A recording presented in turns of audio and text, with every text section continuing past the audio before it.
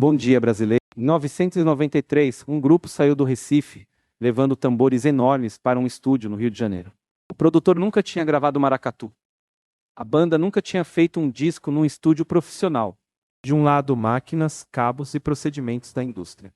Do outro, alfaias, caixa, guitarra, baixo e uma ideia com patas de caranguejo. Tinha tudo para dar errado com grande eficiência. E alguma coisa realmente deu errado. A gravação não capturou exatamente a crueza que eles imaginavam. Só que o desencontro também produziu um dos discos mais vivos da música brasileira, Da Lama ao Caos. De Chico sai a encenação zumbi, pois amanhã muda completamente de andamento. Anastácia escreve uma letra enquanto frita peixe, esquece o que escreveu e precisa reconstruir a canção pelo telefone. E no sertão da Paraíba, uma câmera emprestada ajuda 4 estreantes a fazer Aruanda, curta de 21 minutos que alterou o rumo do nosso cinema. Bom Dia Brasileiro está começando. O disco da manhã é Da Lama ao Caos, estreia de Chico Sá Encenação Zumbi, lançada pela Chaos, divisão da Sony, em 1994. Antes dele, já existia uma cena em ebulição. Chico vinha do hip hop e de bandas como Orla Orbe e Lostal. Lúcio Maia, Dengue e Jorge do Peixe estavam nessa travessia. Em Peixinhos, o encontro com Gilmar Bola 8 e o Lamento Negro trouxe a percussão para o centro da nova formação. Não era um compositor escolhendo um ritmo regional para enfeitar uma banda de rock. Era a banda sendo reorganizada pelo tambor. Exatamente, as alfaias não ficam atrás, colorindo a música, elas empurram. A caixa de canhoto corta o caminho. Ira, Gilmar e Jorge do Peixe formam uma massa de tambores. Toca Ogan, acrescenta percussão e efeitos. Ing e Lúcio Maia precisam encontrar espaço dentro desse movimento, não acima dele. Os samplers de Chico Neves entram em várias faixas como mais uma camada da cidade. Chico queria Arthur Lindsay na produção. A gravadora preferiu Liminha, Ex-Mutantes e dono do estúdio Nas Nuvens. Era uma escolha compreensível para uma companhia que havia acabado de contratar uma banda nova. Também era o encontro de dois mundos que ainda não possuíam um manual comum. Liminha nunca tinha gravado aqueles tambores. Os músicos ainda estavam descobrindo as regras de um estúdio daquele tamanho. As jornadas, segundo os relatos reunidos sobre o disco, chegavam a 12 horas de segunda a sábado. A própria imperfeição virou parte da história.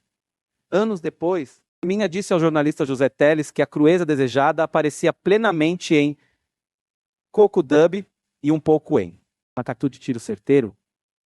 É uma franqueza bonita. Da Lama ao Caos não ficou importante por ser a fotografia perfeita do palco. Ficou importante porque registra o instante em que uma linguagem coletiva, construída em ensaios, festas, fanzines e bairros do Grande Recife, bateu na porta da indústria e precisou se converter em disco. A sequência das faixas ainda causa espanto. Um monólogo curto acende a primeira faísca. O banditismo, por uma questão de classe, entra sem pedir licença. Pios, pontes e overdrives, parceria com Fred 04, faz a geografia urbana acelerar. A cidade arma um refrão imenso. Praeira, muda o sorriso do álbum sem aliviar seu peso rítmico. Depois vem samba, maracatu, ruído, romance, computador e dub. E um instrumental de 1 minuto e meio chamado Salustiano Song. Reverência a mestre Salustiano, né, que não interrompe o disco para fazer discurso. A Beca aparece na imaginação mesmo sem estar tocando ali. A faixa é de Chico e Lúcio Maia. Outro crédito que merece luz é o berimbau de André Jungmann em Maracatu de Tiro Certeiro. O álbum não é uma massa genérica chamada Mangue Beat.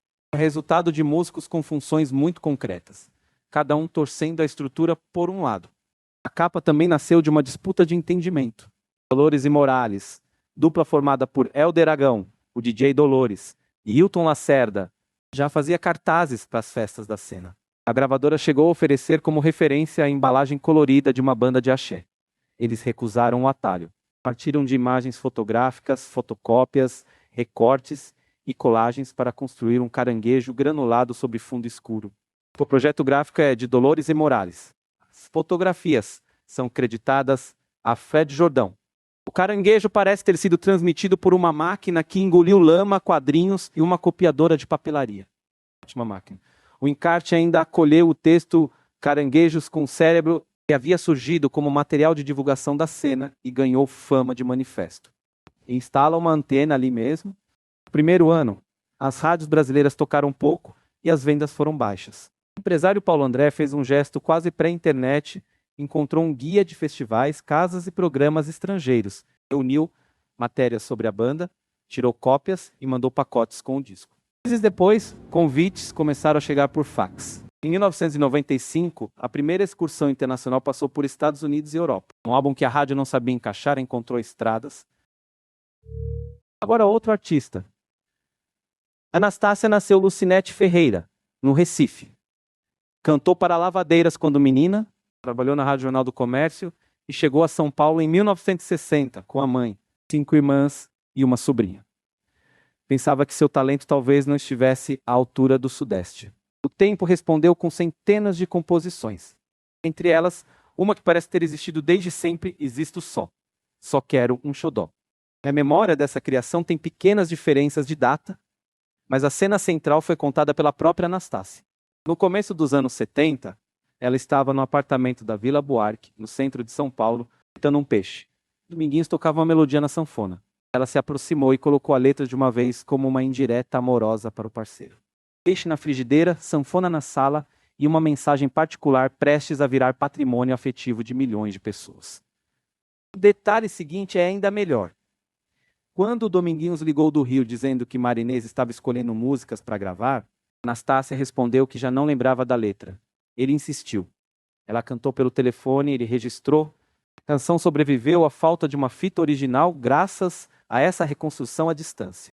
Marinês fez a primeira gravação no LP Só Pra Machucar, de 1973. No mesmo ano, Gilberto Gil lançou sua versão em compacto e levou a música a um público enorme. O arranjo de Gil aproximou shot reggae, uma vizinhança que Anastácia reconheceria muitas vezes em sua obra. Mas a autoria precisa chegar inteira toda vez que o título aparece melodia de Dominguinhos, letra de Anastácia.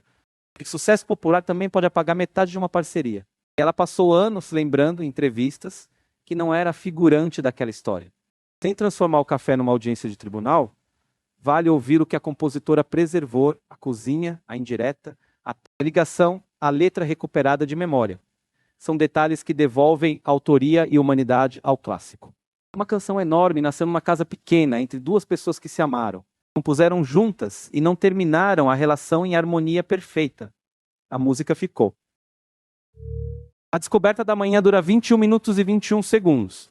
Aruanda, de 1960, que nasceu de uma reportagem de Linduarte Noronha sobre as oleiras de olho de Asságua da Serra do Talhado, no sertão paraibano. Era seu primeiro filme. Roberto Mauro, então ligado ao Instituto Nacional de Cinema Educativo, cedeu a câmera. A equipe cabia quase numa fotografia gráfica de Duarte Rucker Vieira, responsável pela imagem e pela montagem, e os assistentes Vladimir Carvalho e João Ramiro Melo. O curta acompanha uma comunidade descendente de um quilombo, o plantio do algodão, a fabricação da cerâmica e a viagem das peças até a feira. A observação documental e a reconstituição. Moradores encenam a chegada dos antepassados ao lugar.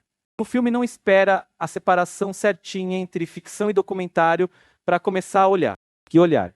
Rucker Vieira trabalha com preto e branco atravessado pelo sol.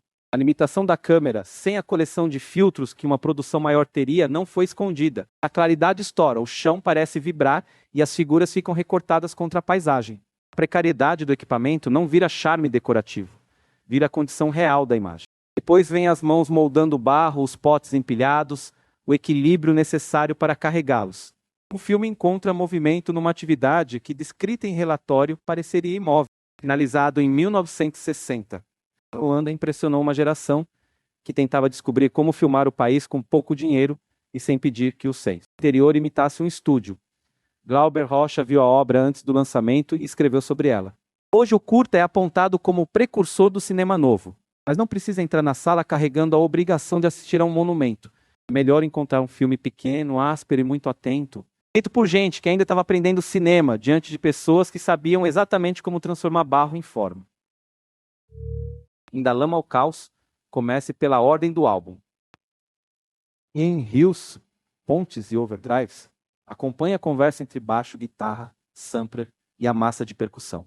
Em A Cidade, repare no tonel creditado a Jorge do Peixe. Em Maracatu de Tiro Certeiro, procure o berimbau de André Jungmann e deixe Cocodub completar o percurso, ali que a gravação se aproxima mais da aspereza que Liminha dizia ter buscado. Depois, compare a gravação de Marinês de Eu Só Quero um Xodó, com o compacto de Gilberto Gil, não para escolher a vencedora. Uma deixa o arrastapé mais exposto a outra abre espaço para a síncope do violão e para a proximidade com o reggae.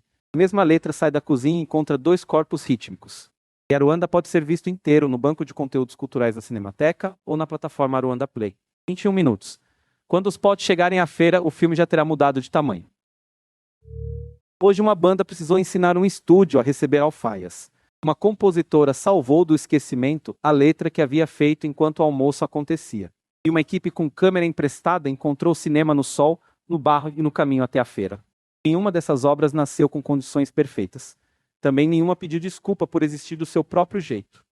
A pista final está no fim de Da Lama ao Caos. Quando o dub deixa cada elemento aparecer e desaparecer como coisa viva. Depois dele, talvez ainda dê tempo para os 21 minutos de Aruanda. Boa terça-feira. O Brasil já começou.